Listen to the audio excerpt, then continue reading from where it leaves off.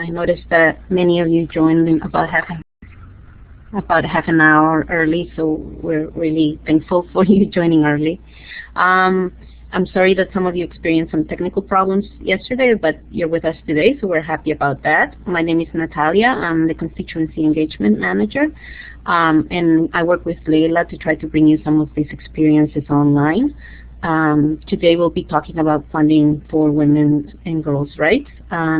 And we have a few moderators joining us, Angelica and Cindy from AWID, who are both co-authors of our research, our Fund Her research on the status of funding for women's rights and girls' rights globally. And Sue and Alisa, who are joining us from Catapult, and they're going to help us learn how to become a Catapult partner and how you can apply and walk us a little bit through that process. And of course, Leila and I. We're happy to have you with us, and we'd like to take a little bit of time for each of you to introduce yourselves, to say what organization and what country you're from. You can either raise your hand and use the microphone to speak. We ask everybody to be brief, or you can do it in the chat box, introduce yourself in the chat box, your name, your organization, and your country. If anybody is willing to start. Any volunteers? Again, if you're shy and you want to use the chat box, that's okay as well. Or you can use the hand. Okay, we have one person. Let me see who that is. Rai, go right ahead, Rai. Do you want to use the microphone?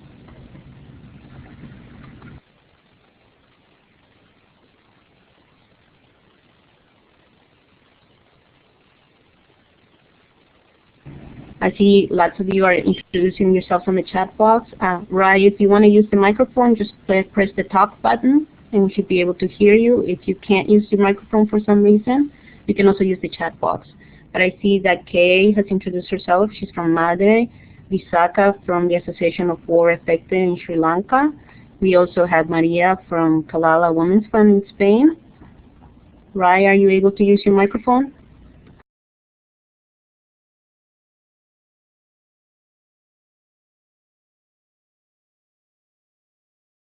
Hi, Rai. If you're having trouble with your microphone, you can also, there's a little microphone at the very top where it says audio and video on the sidebar. And there is like a red flower on it. If you click on that, it will help you troubleshoot any sound problems that you're having. Rai is from Make Every Woman Count in the UK. Is anybody else also going to introduce themselves? Hi, George. Welcome, and thanks for being one of the ones that was quite early to join us as well.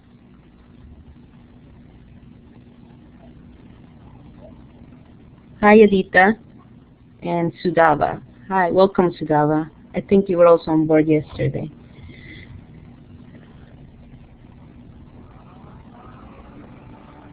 Edita, do you want to tell us where you're from as well? Okay, welcome. So we have a good group of people from all parts of the world. So we hope that you can also contribute some to the conversation around how you see some of our research and our trends affecting your work and your funding for your organizations as well. We hope we're going to have a really great conversation about that. Since we have so many people from different places, we might find that we have a lot in common, or maybe we'll hear about strategies that people are using as well to deal with some of the funding issues. So now that that everybody's been able to introduce themselves, I believe, we're just, obviously Leila has already done some of the guidelines. I'm just going over the welcome remarks, but a little bit of an overview for today. After I'm done talking a little bit about some of the objectives for this webinar, then Angelica and also Cindy, both the co-authors of this research, will be giving us a preview of this wonderful research that they've done on funding for women's rights. Lots to learn from it. And then we'll have a chance for questions and answers with them. But also, if you have any questions, if you have any trends that you want to discuss, please feel free to do that in the chat box or to raise your hand, and we'll call on you so you can contribute as well. This is really a group opportunity. It's for us to be able to have a discussion also that draws from your own experiences as well. So we want you to talk with us and to chat with us. And then we'll have the staff from Catapult, Sue and Elisa, talk about how to become a Catapult partner and how they can support you with that and what kinds of funding you can get through that and how that process works. And that's an independent process that they have, so they'll be able to tell us a lot more about that. And again, your questions are welcome anytime, but also at the end of the presentation, they'll also give some time again for questions and answers. And then we'll do some closing remarks and we'll give you a link for an evaluation for this webinar because we rely on your feedback to help us formulate new ideas about the kinds of things you want to hear about and you want us to help you learn more about. Anyhow, so that's about it in terms of the introduction. So again, obviously the objectives for our webinar are to inform you about our work on where is the money for women's rights and our current research. And this upcoming report, which again you are very privileged to get a preview to, and then Catapult will introduce itself and how you can become a member of Catapult.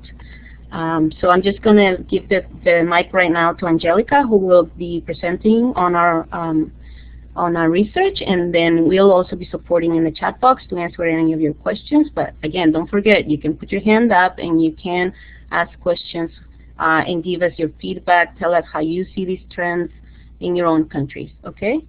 If you're having problems with the audio, there is a little microphone at the very top of the sidebar, right where it says audio and video, with like a flower, a red star on it, red flower. If you click on that, you can troubleshoot your problems with your microphone. Yes, the session has started. Can you hear me? Leila, if you can support on the chat box as well. Sure, of course.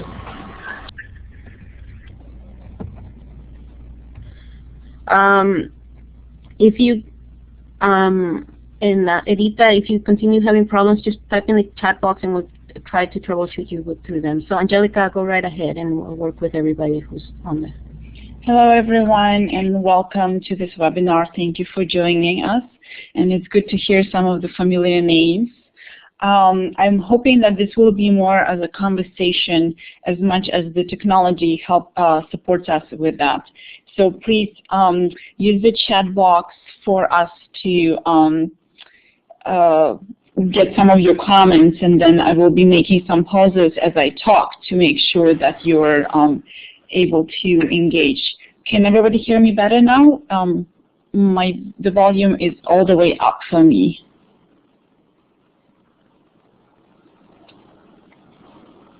Okay, excellent. I will try to speak up as well. So before the seminar, we have shared with you some of the materials on the past work of the Where is the Money. And I would suspect that most of you are not new for this research on the Where is the Money for Women's Rights, as it's been around for over 70 years now. And so this latest research is building on that history of the 7 years.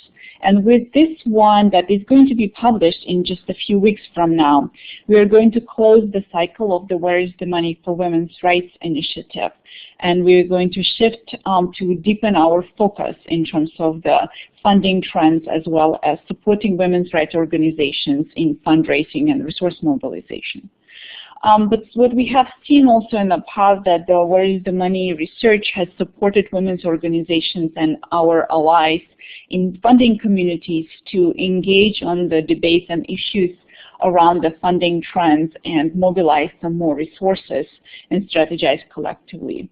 So building on that history, we really hope that this research will do some of the same.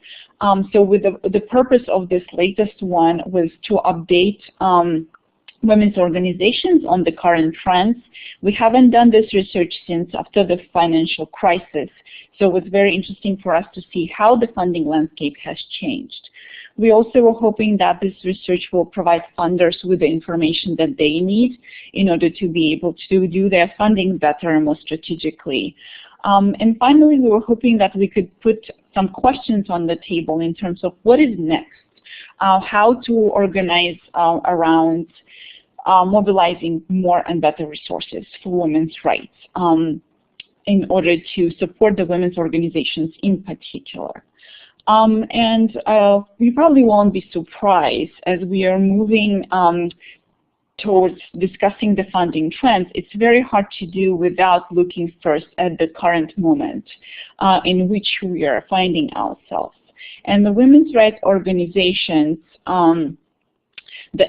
working not in isolation from this current moment that you see here on the slide. As you know, volumes have been written about the systemic crisis that the world has been living in. The political changes have been so prevalent in the past few years with the shifting of power from the north to the south, and that is creating some of the new dynamics in the world. At the same time, unfortunately, we're seeing strong aggravation of violence against women, not only in the conflict zones per se, but all over. Violence is becoming a new norm of dealing with women and girls. We are seeing growing repressions of social movements and civil society, where women's organizations are not immune to that and being closed down all around the world. We're seeing the militarism as an ideology and practice on the increase, the violent response to any conflict or dispute within countries and externally, not only translated in the what is Cold War, but on a daily basis, militarism is an accepted norm, as well as the rise of religious fundamentalisms we're seeing tremendously around the world, whether it's Catholic or Islamist fundamentalist or others as well. That is affecting very much of how women's organizations are operating. So we see that this type of context has galvanized a lot of public mobilization around the world with ongoing uprising, but yet it is really hard to say which way it will turn in terms of the future.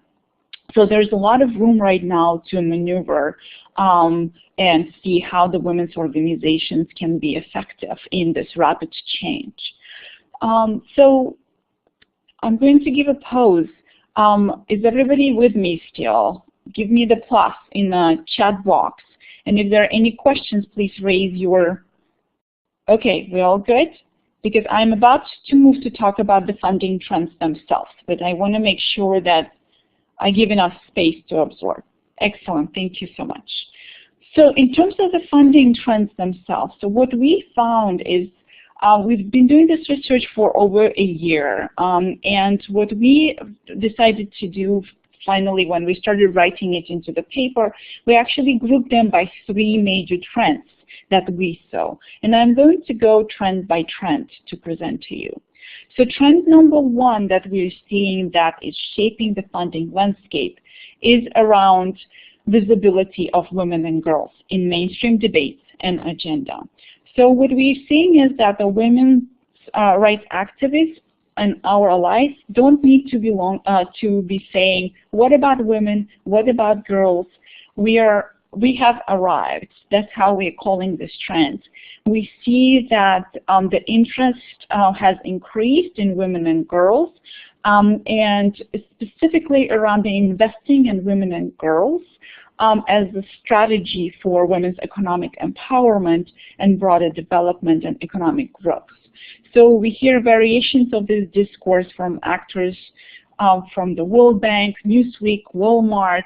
We're seeing the funding agencies and international organizations increase their adopting the language on investing in women in their policies and the programs.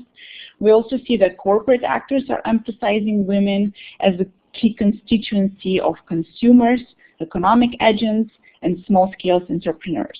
We are seeing the mass media feature stories of empowering of women in addressing social and economic problems.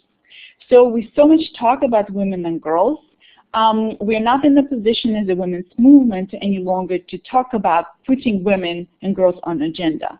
Instead, what we are seeing with this trend is that we need to influence on how the agenda gets implemented, how women and girls are being put into that agenda to ensure that it is effectively translates into more resources for women directly going in their own hands, and more specifically that it translates into the women's rights approach, not only using women as instrumental. That's trend number one. Can you please give me an indication if you're still all with me with a plus, and or raise your hand if you have any questions about this trend. We will also have a lot of time at the end to have a conversation. Excellent. All right, thank you so much. If I'm moving too fast, give me a minus, I'll slow down. Okay, so on second trend that is emerging from the first one,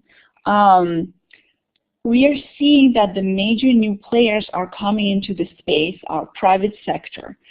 So if in the past, the major funding actors that we were seeing were bilateral, multilateral donors, governmental organizations, we see private foundations and women's funds. Now we're seeing the increase of the private sector coming in more and more into the sector. And with that, we're seeing a lot of the partnerships between private sector and the public sector.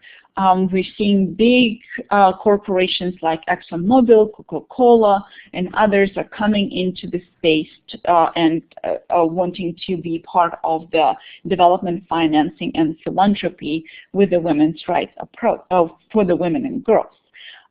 We are also seeing a lot of the for-profit professional service firms like PricewaterhouseCoopers, for example, who are being contracted by large donors to manage development contracts, including grant administration and evaluation of the funding that the donors are doing.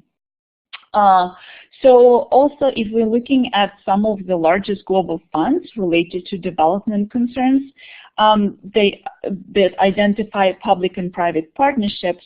Interestingly, what we are seeing in our research is that public contributions are still far outweigh public sector contributions. So we are still needing to identify better what is it about those partnerships that is benefiting development financing in philanthropy, because we are not seeing the actual money coming in necessarily with this type of partnerships. We're just seeing the names showing up more and more. So that is the trend number 2. Okay, I'm moving to 3, unless we need a pause. Is it okay so far? Everyone with me? Okay, excellent. So the trend number 3 is, again, they're all connected. All 3 of them are. So with the third one, we're seeing that the impact of corporatization on development priorities and framing. So what we mean by this is that the change in emphasis from aid to investment is coming in more closely in the language in development financing or philanthropy. There is much more corporate influence in narrowing the lens that determines the cause and effect logic of investments rather than social change.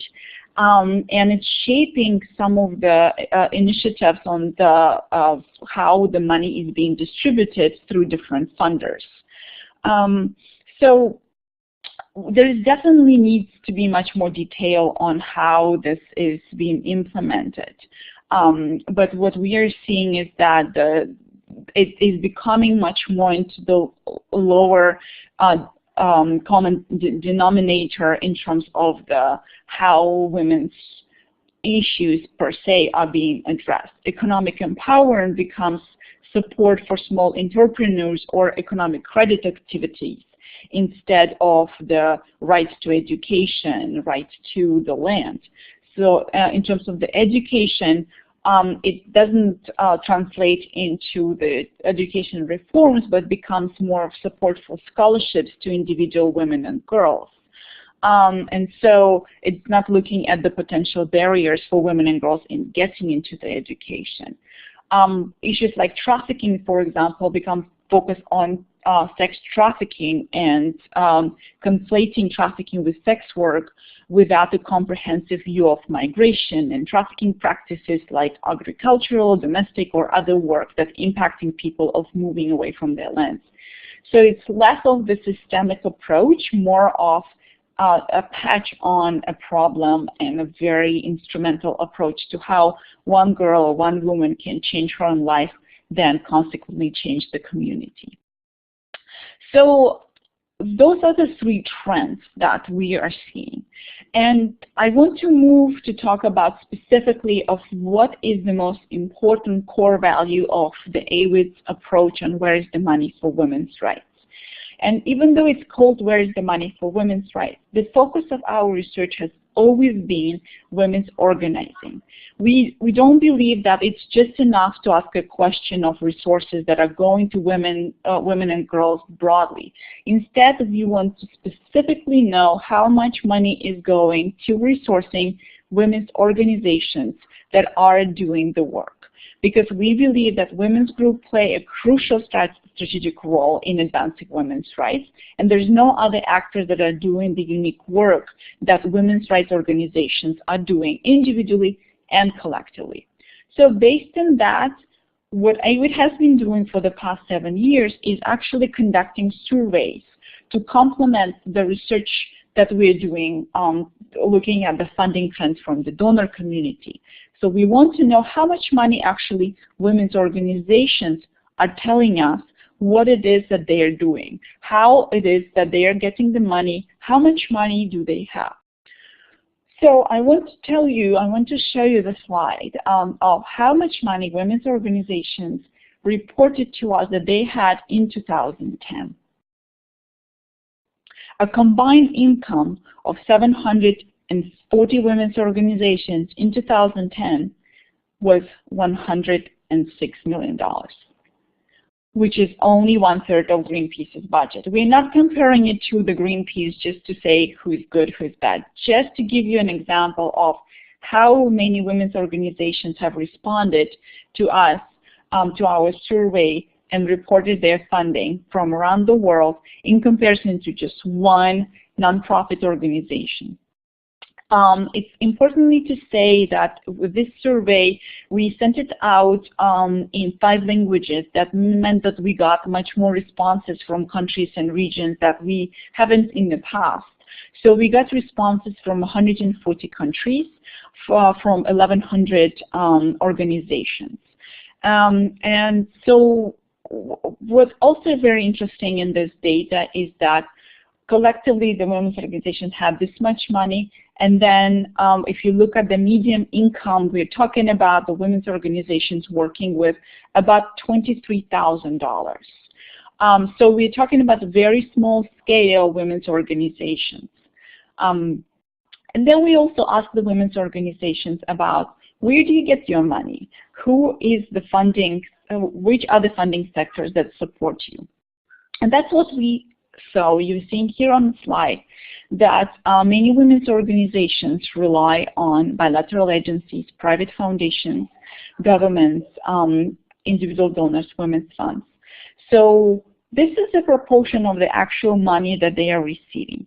But what's important to also say, and that's something you will see in the research report that's coming out, and it's also already listed in the preliminary research results that we shared at the AWID forum last year and you received before this webinar. You can look at those charts there after the webinar. What's interesting is that even though this is the list of the funders who gave the most funding, when we ask the question about who are you going back to more, who are your more reliable sources of funding, for frequency of funding rather than the amounts, that's the new trend that is emerging, is that the women's organizations are starting to rely much more on self-generated resources, which means that they are getting money from their membership fees, they're getting money from doing some services for their communities and then getting paid. they're starting to switch, and we didn't see that in the past research that we have done with women's organizations, that they're trying to explore new methods of generating the funding that would not be necessarily coming from the what we call traditional sources of funding. So that is, again, it's just a snapshot of the research, and there's so much more information, but in order for us to engage in a dialogue, I want to move us forward without giving you much more details on the research itself, and I'm happy to go into more details in the questions. So here I want to just give you a broad conclusion that we came to at the end of this research. So the good news is that we are not the only ones talking about women and girls anymore. There is more money out there for women and girls, but at the same time, we are not seeing that it's reaching women's organizations very much. In the survey results, I didn't share with you, only 2% of women's organizations reported getting any money from corporate sector. That is 1% increase from the last research that we did in 2007. So that new money is not yet reaching women's organizations. We're also concluding that the new money, the new actors are coming in with a narrow notion of transformation. They are not looking at the systemic changes, it's more of the individual approach.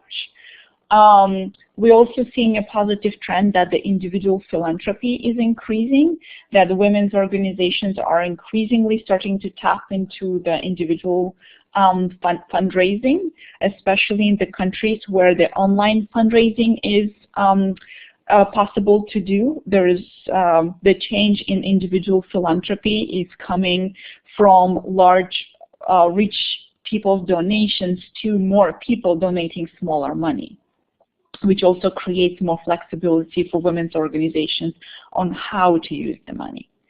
So further support from traditional funding sectors for women's rights is presenting a very mixed picture.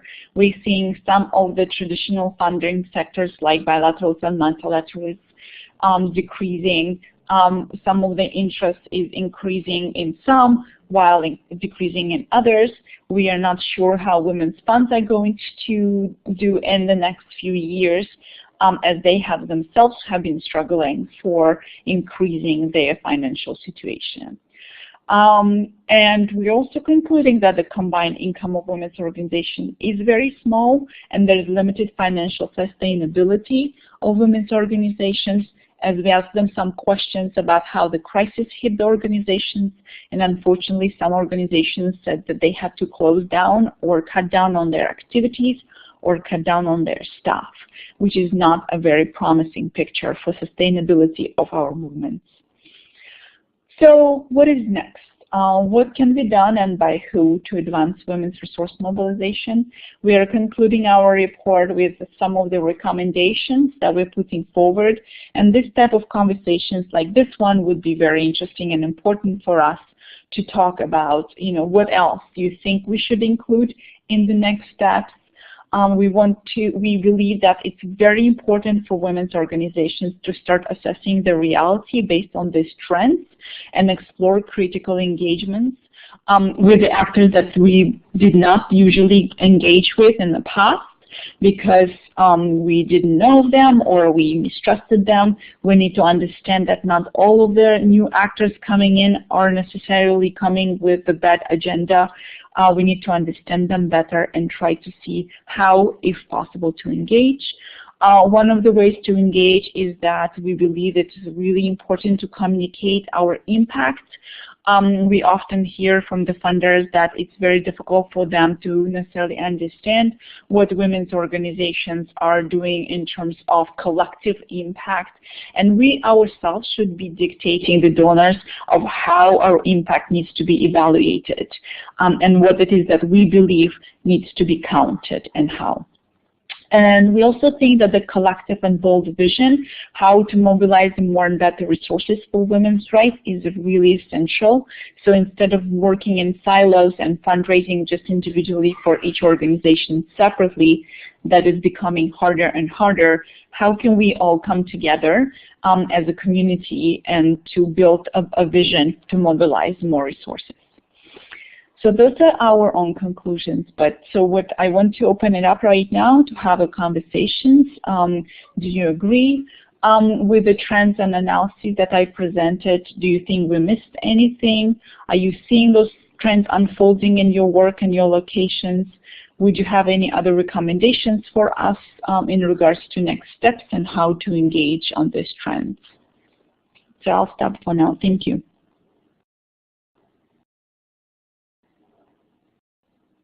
And maybe Natalia could support me with facilitating this part.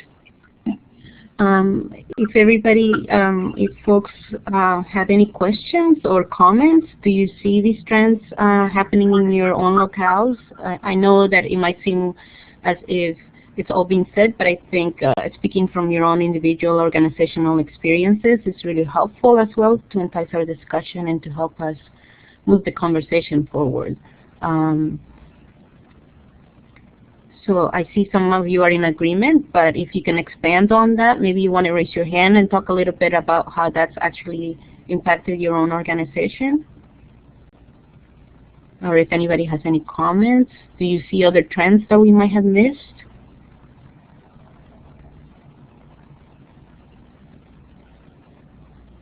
You can also, if you're shy, type in our chat box.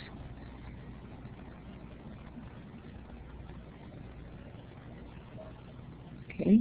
I think some of you are to know that you're all agreeing.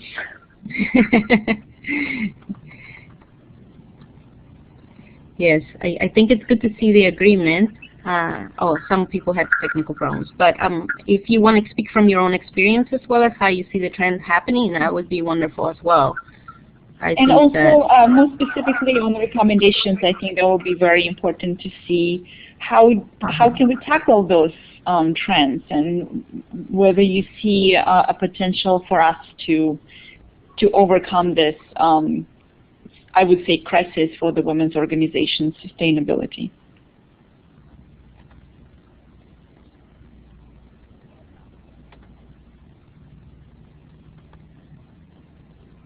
Well, I know we have people here from Peru, from India, from Mexico.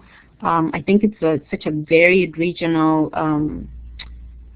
outlook. It would be really nice to, even if you type into the chat box, to hear some of your recommendations or suggestions with regards to our next steps. For example, do you feel that it's necessary to do more research about the new players in funding, the corporate players, to understand them better?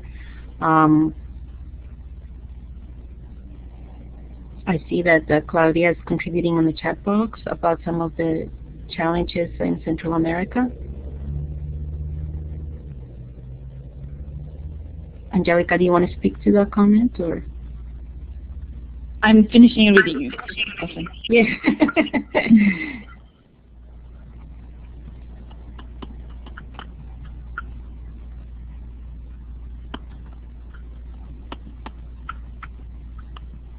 See, in Sri Lanka, there's an experience of being unable to reach those funds, which I think Angelica spoke to as well. But it's I think that. Yes, so I'm not sure, Claudia, I'm not sure if that's a question. I agree with you that there is a challenge.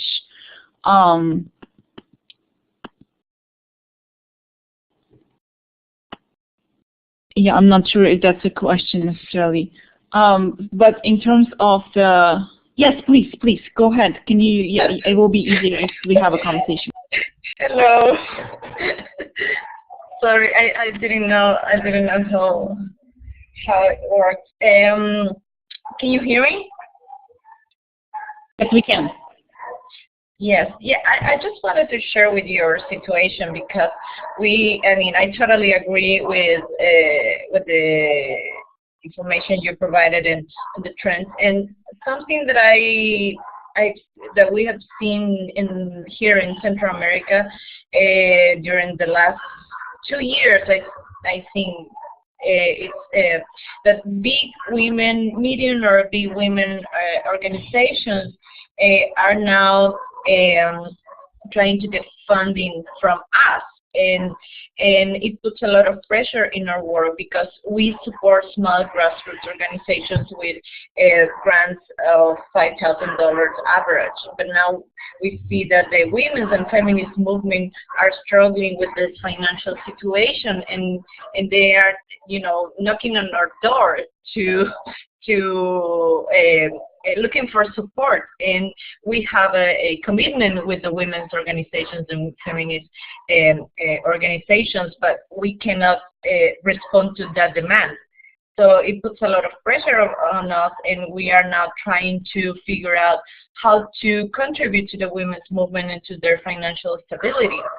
And for instance, we have started to think about raising money together through joint initiatives or joint projects that can contribute to our own work and our own budget, but also to this medium and large organizations that are in this situation right now. Thank you so much for sharing that, and that's definitely, I'm very happy that you brought it up. That is definitely one of the things that we've seen that would be potentially much more successful in the future is the collaborative fundraising, and I'm seeing some others of you are commenting on that as well. So I think that inherently, the way fundraising has been understood and also set up by the funders, it has created a lot of competitions within the movement. So it is really an important moment in time for us to also unpack that competition and understand that how can we go beyond the understanding of scarcity of resources, that there's not enough money for all of us, and that we need to be, sorry for the use of the word, fighting for a very limited resources with one another, and to come in together because we are definitely not getting that money anymore individually. So it's not working anymore to hide the project from one another or not communicate about certain things. What is it that can be done? And I think what you're giving as an example, women's funds has started doing that in the past few years. We are highlighting some of those examples in our research report that's been quite fantastic in coming together as women's funds community yourselves and doing fundraising for specific activities or projects or mobilizing the money around the issues and then working with your grantees and partners in implementing it together. So I think that type of strategy needs to become more and more. And if I understood, there was, I think, one of the comments about not taking time to document our own impact and how we're doing the work is also part of the systemic problem that we are all overwhelmed, and the capacity of women's organizations has always been challenging. With the $23,000 average grant of funds for a year, as I mentioned, there is definitely lack of capacity in terms of having enough staffing to be able to do everything, and the very rigorous reporting for the funding often translates into just working to report on the grants that you have and then raise for the other ones with little time. So how also collaboration among women's organizations can address that issue of documenting the work of collectively documenting the work of several organizations and the impact that is being produced on the ground, that is a very important strategy to explore in the future. And Angelica, yes, if somebody can read to me what's been... Yeah, I was about to say, this is Natalia. I just wanted to draw to your attention that somebody had commented that sometimes corporate donors behave in very conservative ways. stating things like, we don't fund political or advocacy work, and that affects the work on behalf of women and girls' rights. I don't know if you wanted to speak to that. That's an excellent comment, and what we are trying to do also in the report that you'll see is to nuance different type of actors that are out there. And absolutely agree with you that a lot of the corporate funders are coming in with a very conservative agenda and often very narrow agenda, as I mentioned earlier. But what we discovered actually through this research and conversation with some of them, sometimes it is because they don't know better. They didn't get to engage with the women's organizations that are working from the women's rights perspective. I'm not saying everybody, but we had some positive experiences of engaging with some of the corporate funders that are very eager to support women and girls, that they didn't understand the nuance of coming in from the women's rights approach. So the way we're seeing is, let's try to engage and have a conversation. There will be a partnership that we will not go into. There will be corporations and private sector actors that we will not continue engaging with. But dismissing engaging from the very beginning just because it's a private actor is something that we are now questioning as not a good strategy. So let's try to see if it's possible to move their agenda. So one of the things you will also see that's going to be coming out from AWID in the next couple of months after this research is a much more specific, narrow research we're doing on new actors and new money that is coming out of this bigger research, seeing there's so much new money coming in, but not understanding the landscape of those new actors. So what we are seeing with, as we're now doing that research, is that there are a lot of spaces that those new actors are going to and talking to one another that we're not at. For example, I don't know if any of you have heard of Clinton Global Initiative, and you can put plus or minus here in the chat if you have heard of Clinton Global Initiative. So most of you have, that's great. But how many of you have been there or know anybody who has been there from our movement? Do you know people from the movement? Oh, that's fantastic. So, but, okay, and it's very hard to get in because it costs $20,000 to be a member of Clinton Global Initiative. But there has been an effort in the past 2 or 3 years for some of the actors from our communities to come in and start influencing that space. And what we are hoping to be able to do is that when we are going into those spaces, to not go as an individual organization trying to do fundraising for ourselves, but how can we strategize as a community of several organizations coming in that space and trying to engage with those new actors to talk to them about the women's rights approach, about women's rights organizing, about the movement's history and the impact. Again, it goes back to what can we communicate as our collective impact and get into those spaces. So I think that, going back to the original questions is that, yes, there will be some actors that we will not change their mind and we will choose not to engage with, but we need to start trying to engage with some to see if we can shift their agendas.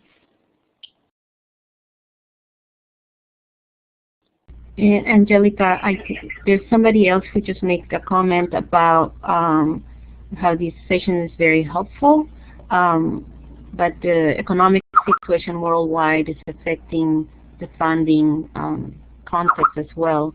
And I know there have been some suggestions that have been made about working collectively to raise funds, but they're wondering about, and maybe these are a recommendation for a step forward, what can be done to improve the situation where that they see, which is the funds are drying up for this kind of work.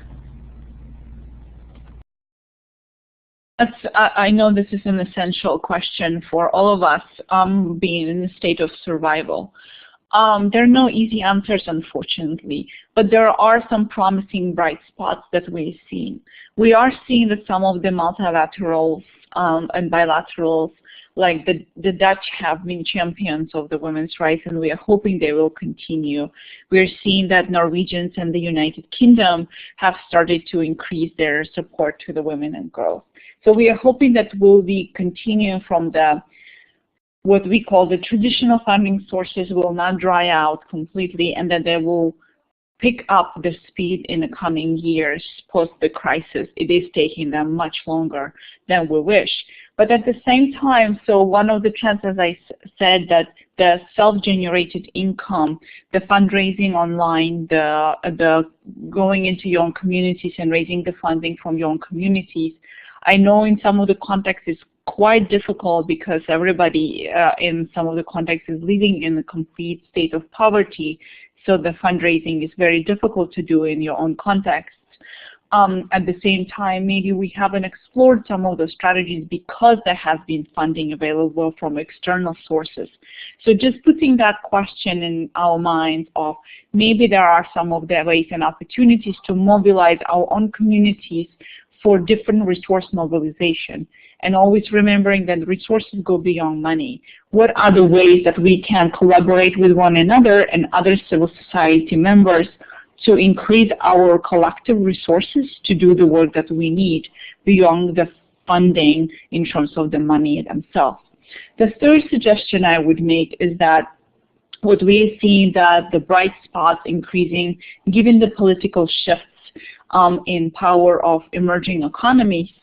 The countries like Brazil, India, China, South Africa, Mexico, and a few others are coming up with some of the new big amounts of money. Some of it is the individual, very rich philanthropists are coming out of those countries, still quite unsure of what to do with their money. And the governments themselves are starting to change their own policies and dynamics on the official development assistance. So those are the bright spots that are a bit unexplored. And I would say that that's something that to look at. The fourth one, which is connected to the last one that I said, is that one of the trends also we have seen is that the international NGOs like Oxfam and a few others have taken on a lot of the implementation strategies. They used to give funding to the women's organizations to do the work on the ground. Now we're seeing with some of those NGOs that they opened many more branches and their own local offices in some of the emerging economies countries for fundraising purposes specifically. So I would encourage, if you have, international NGO in your country, to knock on their door and talk to them about not excluding you from their own fundraising work, and to talk to them about how they can be working specifically with the women's organizations who are based in the country to support them to raise the money collectively, so the money doesn't just go to the international NGO to implement their own projects, but it goes directly to the women's organizations. And I keep seeing that the educating donors comes up over and over again. And so most of the things that I am talking about are about donor education and advocacy. It is not just about give us the money, how can we get the money from you? It is about how can we talk to you about our own needs from our own perspective and how we need the money, not only how much we need. We need the money, we need general support. We don't need project support anymore. We need flexible funding that is multi-year, not from year to year, that is not sustainable for women's organizations. We need money that is not strings attached to just calculating how many women have received some services. It's not only about service provisions for women's organizations. So a lot of the things that we are talking about is about donor education and advocacy of going beyond just getting the money from them. Thank you, Angelica. That's fantastic. And I think there's many agreements that general support is one of the biggest challenges. And with that said, I think it's time to move into the next part of our conversation, which Catapult will be leading. We'll be sending everyone a copy of the audio of this webinar as well as the slides so you can have them handy.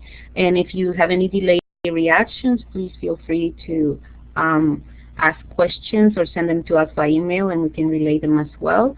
And now, with that said, Catapult is here to tell us how they can help us become partners and raise some of those much-needed funds for general support. So, Sue or Elisa, I'm not sure which one of you will be taking on the next part of this. Hi there, this is Alyssa from Catapult. I'm joined by Sue. Can everyone hear me okay? I just want to make sure before I start that my microphone's working. Does everything sound okay? Everything sounds great. Wonderful. So, like I said, I'm Alyssa from Catapult. I'm joined by my colleague Sue, who's going to be moderating the comments as we go along.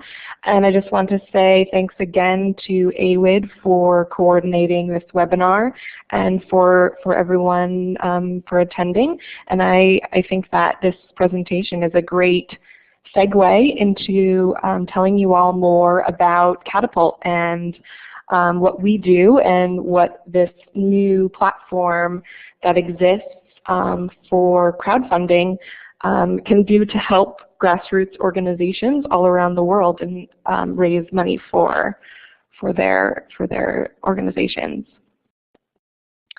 So Catapult was launched this past October on the first day of the Girl.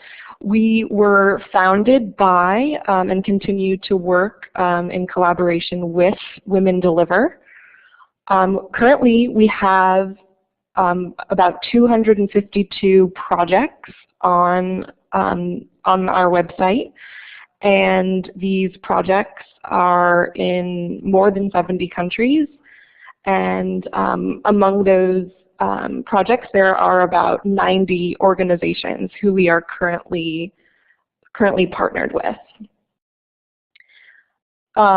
One important thing to mention about Catapult from the start that I think is a really good segue with the issues that we've been discussing previously this morning are that Catapult, in its even though we've been around for you know, a little over a year and officially launched only since October, some of the ways in which we've been able to gain momentum within our own organization is that we have made partnerships with some very important and helpful organizations, both from the private sector that are interested in philanthropy, but also more traditional philanthropy organizations from the United States.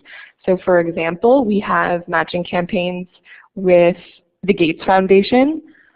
We also have matching campaigns currently on our website for projects that are sponsored by Johnson & Johnson. And then our big event, which took place just 2 weeks ago on June 1st, was a movement that is being founded by the company Gucci called Chime for Change. And on June 1st, there was a concert in London where 50,000 people attended this big event and this big concert. And chimeforchange.org is the website that we help power. And if you go to chimeforchange.org, that is probably the best way to, I'm just going to type that into the box there so you can see the link. So that partnership has been a very exciting partnership for us in our first year and has helped move Catapult forward.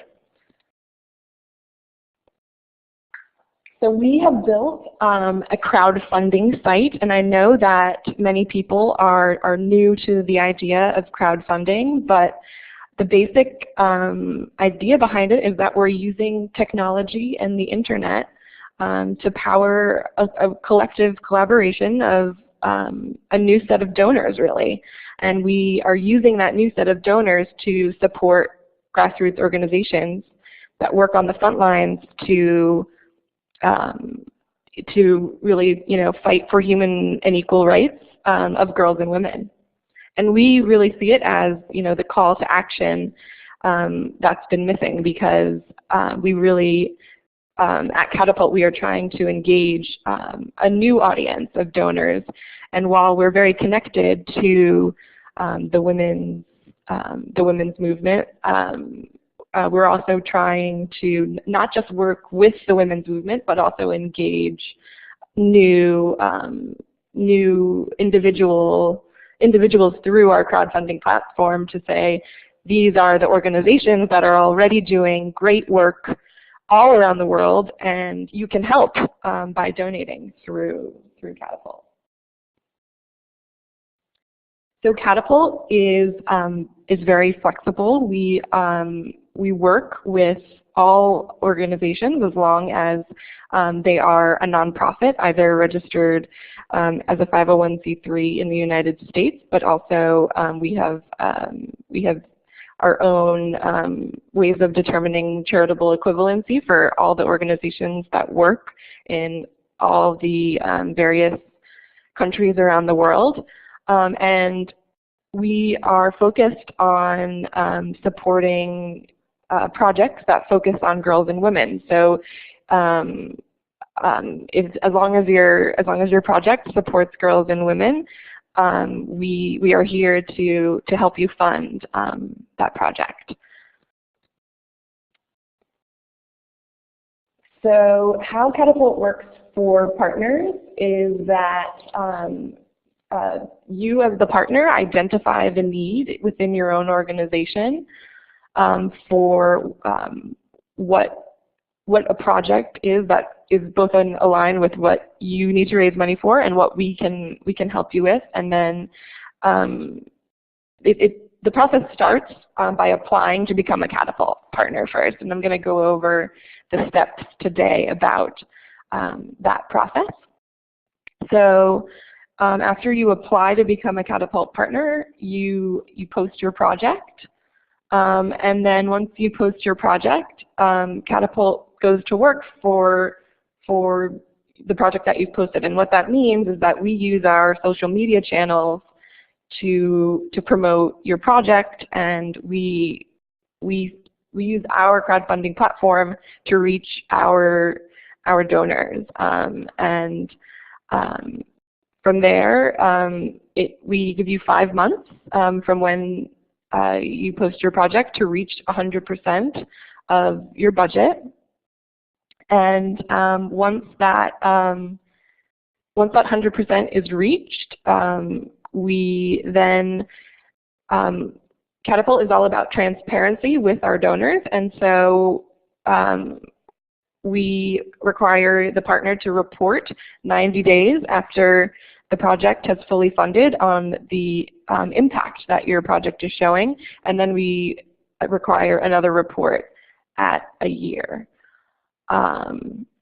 And I just want to take a minute to make sure that the comments are, let me just go through the comments for 1 second.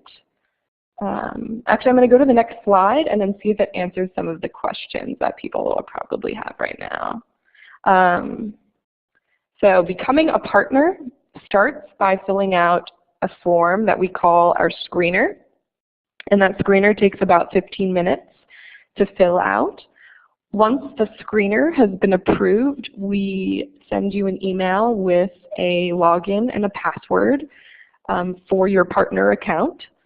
That partner account then becomes the online portal through which we have you upload the required documentation that we need in order to process the due diligence for you to become a Catapult partner. And we also, in that process, we have community guidelines and policies just so that we know that you understand how Catapult works, and I will go more into that. And then after your application is approved, we work with you as the programs team very closely to make sure that the project that you post that goes up on our site is kind of in the guidelines of the format that we require, and we work with you to make sure that the project that you post fits well on our site and really stands out.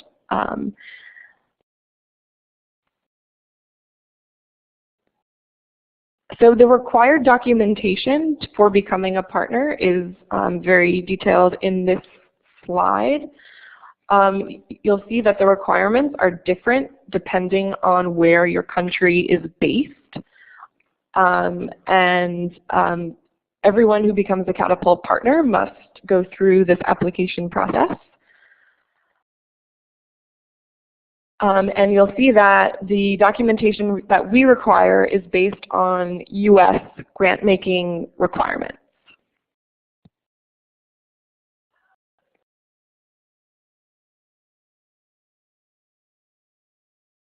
So after we go through the process of the application with you, we then just ask you to agree and review Catapult's community guidelines, just to make sure that Catapult is a good match for you. There are a couple of important points that I want to make about Catapult at this point.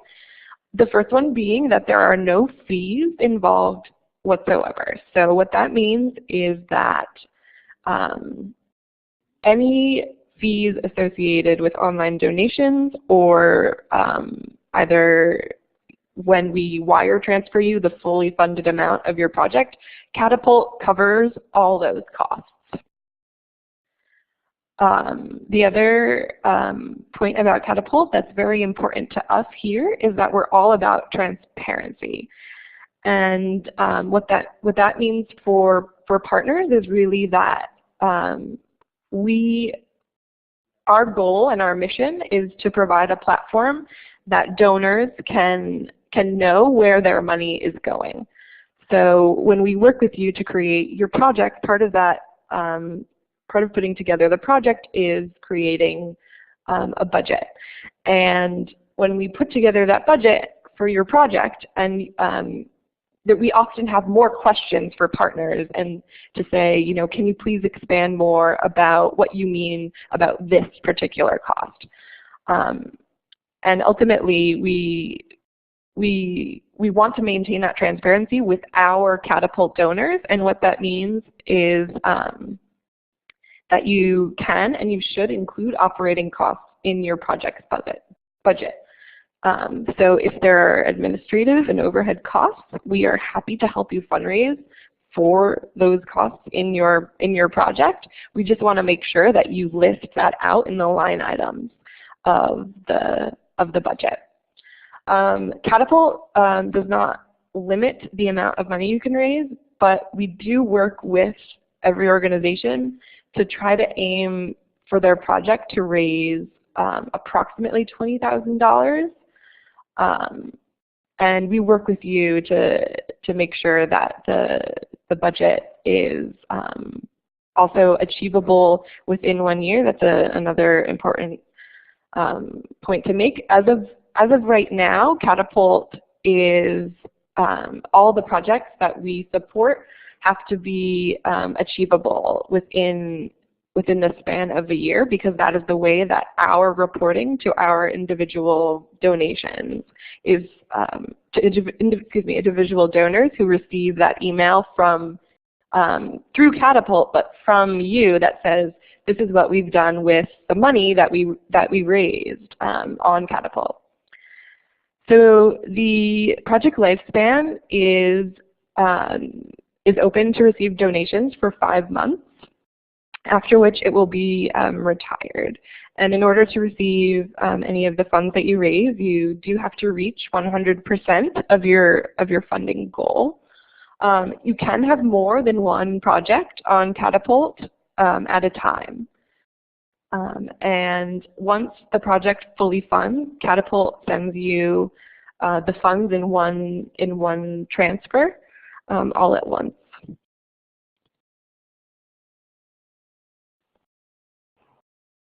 So I want to go over the how to put together a project briefly, and so Catapult provides a guide to each and every one of our partners that I'm going to go over in the next couple of slides. One of the main points that I like to make to partners in the very beginning is that your project is very important, in that the title and the image that you post with your project are very important for our donors, because they help convey the work that you're doing and the impact that you're having. And we work with you to edit the title and also edit the narrative of your project so that it fits within our format, but also that it's intriguing to the people that make up our audience. This is an example of a project page, and you'll see that there are various character limits and restrictions for each of the different components. And we do like to remind partners that people's attentions on the internet tend to be short. So it's best to be descriptive about what you're raising funding for, but also really try to convey to your potential donor the work, the very important work that you're doing.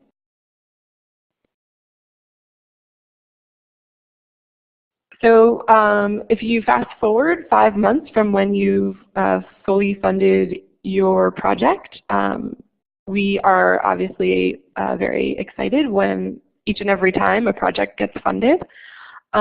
We require you to submit a photograph of the people involved in the project in order to say thanks to your donor community. At 90 days, we also ask that you provide a different image or a short video, even if possible, and a short update about the project's process, the progress that has been achieved with the project.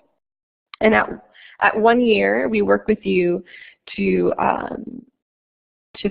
finalize a report to your individual donors that that shows them that you have used the money that they've donated to carry out the project that you've put up on the site.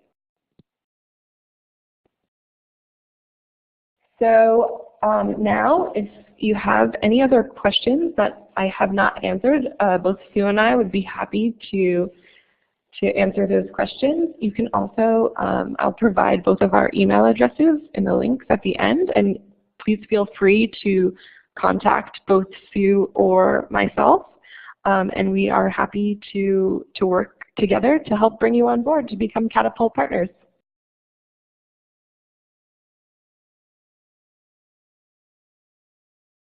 So I see a question in the comments about, does Catapult prefer to transfer money to U.S. banks only? We actually work with a wire transfer service that transfers the money in your local currency. So we absolutely work with banks all over the world, and we work with a company to get a very competitive rate on the currency exchange. So even though the funds are raised in US dollars, they are actually transferred to you in your local currency.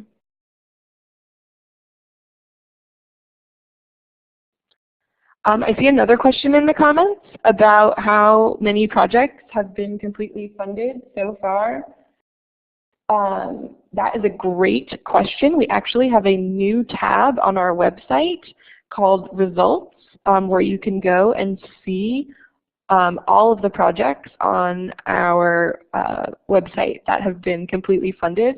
I don't happen to know the number off the top of my head, but I would say that the results page of our website will give you a really good sense to see all of the projects that have been fully funded.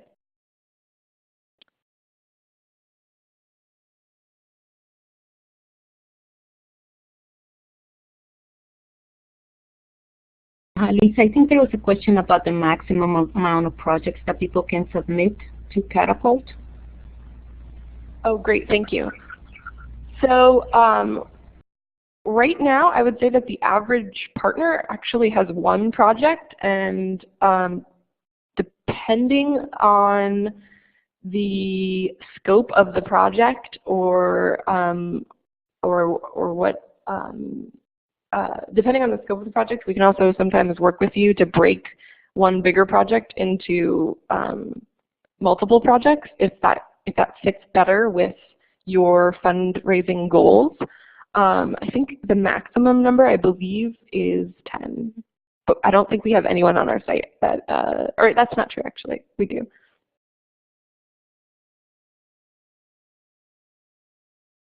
Okay, thanks.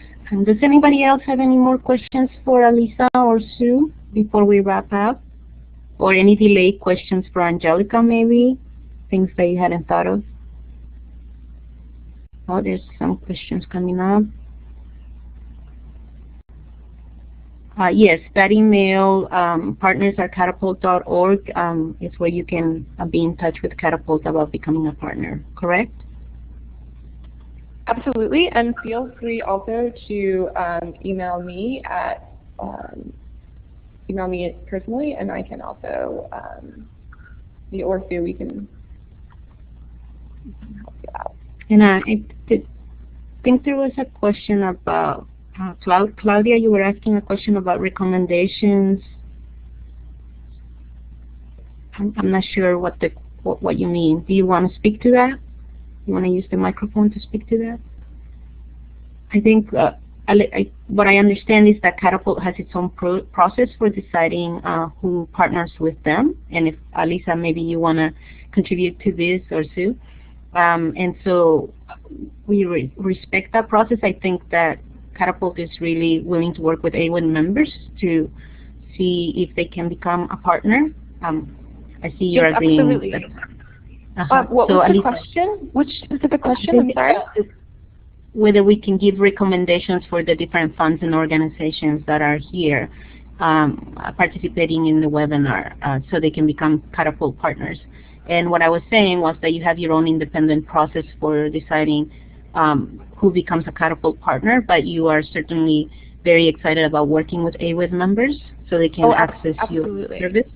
Absolutely. We're very excited to work with AWID partners, and we, like I said, as the application process, we try to make it as smooth as possible for partners, and we do require that documentation that was previously listed on that slide. But if, for example, one of the requirements we have is that we require 2 years previous audited financial statements. However, if your organization is new and you perhaps don't have that documentation because of a situation, for example, that you're new, we do have equivalencies that we can work with you to see if you can meet our requirements. We also, I should point out that we work with nonprofits that happen to be fiscally sponsored as well. A couple of more questions. One was about after registering with Catapult, is it organization's responsibility to look for donors to support their work, or and then the other question was, can the application forms be written in Spanish or any other language than English? Okay, great. I'm going to answer the second question first. So we do, at this point in time, unfortunately, require that the application forms be written in English. We are a small but growing team, and I hope in the future that we can work in other languages at this time, though we do require the documentation in English. The question about registering with Catapult, it's a great question about how to the donors to reach. And so the answer to that one is really that you can use Catapult to reach your own donors for sure. And we 100% encourage our partners to use their own social media channels to reach the supporters they already have, to use Catapult as kind of a new and exciting way to reach your own donors. But we also really work with you to extend our social media channels and our outreach. We have staff members who work solely on what we call community membership and support, and those people are our social media people, and they work with you as a partner to either we can help you create the content for Twitter, for Facebook, for Pinterest, for Instagram, and we use our social media channels. We happen to have a lot of followers on both Facebook and Twitter, and we are always reaching out to those people. And we can also another option we have for partners is we have a blog that we're happy for partners to contribute to, and then we can promote your project through that channel as well. And Alisa, the questions are coming in, so people are wondering what projects have been more successful, what types of projects in your experience, and how can a women's fund participate in Catapult? And they are asking because they do fundraising to do grant making for other organizations. So they can't really present like a normal type of project, like, for example, getting motorcycles for women who are pregnant to get to the hospital or something like that. They are actually fundraising for other organizations. So in terms of fundraising for other organizations, we do work with some organizations who are in that situation. And I have to defer fully answering that question to, I can give you an email to our program manager who can probably give you a more in-depth answer to that particular question, because I understand. I just wanted to add one thing, Alisa, and maybe Sue will add here if she's still around. But I've seen the Catapult work with the Global Fund for Women, and you highlight projects that different Global Fund partners need funded through the Global Fund. So that's one way, Claudia, that I've seen Catapult do this work with funders, with funds. Yep. Does that help? So then you highlight the partners and the projects that you would like to get funding for through Catapult. Great. Okay, great. Do you want to speak to that, Angelica? Maybe go more into detail? I'm not sure if I jumped the gun there and didn't. No. I think you totally covered it. I think that one of the ways the women's funds have been exploring or working with platforms like Catapult is how they can partner with their own grantees to actually be able to raise the money directly for the grantees instead of going first to the women's fund and then to be regranted. That was a lot more eloquent than I did, Angelica. Thank you. And once again, I'm so sorry that I don't have the in-depth information about Global Fund for Women, but I can absolutely refer you to my colleague who manages that partnership if you have any questions about that.